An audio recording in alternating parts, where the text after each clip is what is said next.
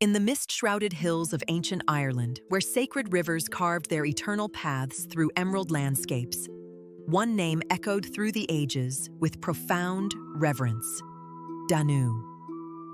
She was the primordial mother goddess whose essence flowed through every stream, whose wisdom shaped the destiny of gods and mortals alike.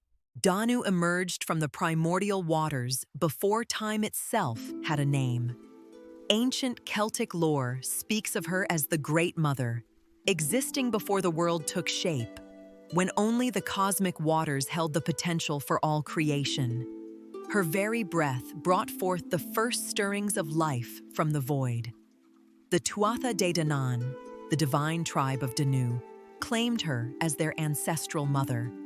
These supernatural beings, masters of magic and wisdom, descended from her divine lineage. Archaeological evidence suggests her worship spread across the Celtic world, from Ireland's sacred wells to the continental rivers bearing her name. The River Danube itself carries her legacy, as does the Welsh River Don. These waterways weren't merely named after her. They were believed to be her physical manifestations, her life-giving essence flowing through the land, nourishing all who dwelt along their banks with her eternal blessing. As the sovereign of flowing waters, Danu commanded rivers, springs, and sacred wells. Her power extended far beyond mere water. She embodied fertility itself, ensuring the land's abundance through seasonal floods and life-giving rains. Farmers would whisper prayers to her at planting time, knowing their crops depended on her benevolence. Danu possessed the gift of prophecy, her wisdom flowing like water through time itself. Druids sought her guidance at sacred groves, interpreting the patterns of flowing streams as messages from the goddess. She could see the threads of fate stretching across generations, understanding how each decision would ripple through time. Her creative power manifested in her role as Divine Mother. She didn't merely birth the Tuatha Dé Danann, she shaped their very essence, imbuing each with unique gifts.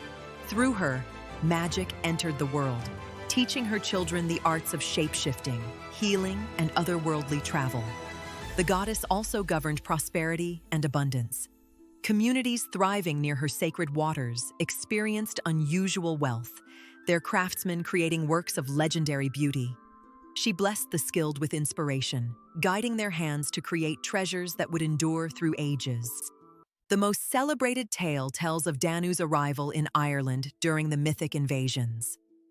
When the Fir Bolg ruled the land, she appeared as morning mist over the sacred hills, bringing her divine children to claim their destined homeland. The Tuatha Dé Danann emerged from her ethereal form, bearing 4 magical treasures: the Lia File, the Stone of Destiny, the Spear of Lu that never missed its mark, the Sword of Nuada that ensured victory, and the Cauldron of the Dagda that never emptied. Another powerful legend describes Danu's confrontation with the primordial serpent Cora, a chaos beast that poisoned rivers and wells.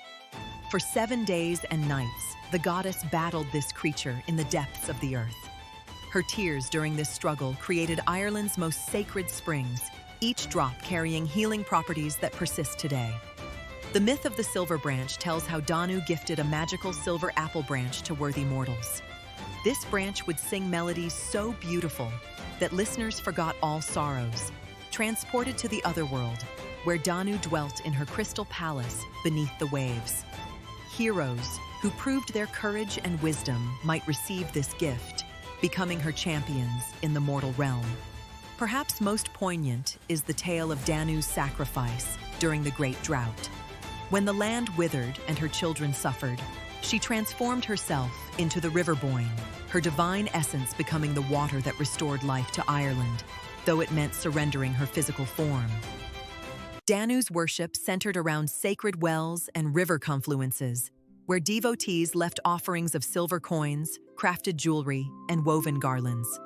Her festivals coincided with seasonal floods, particularly during spring when rivers swelled with snowmelt.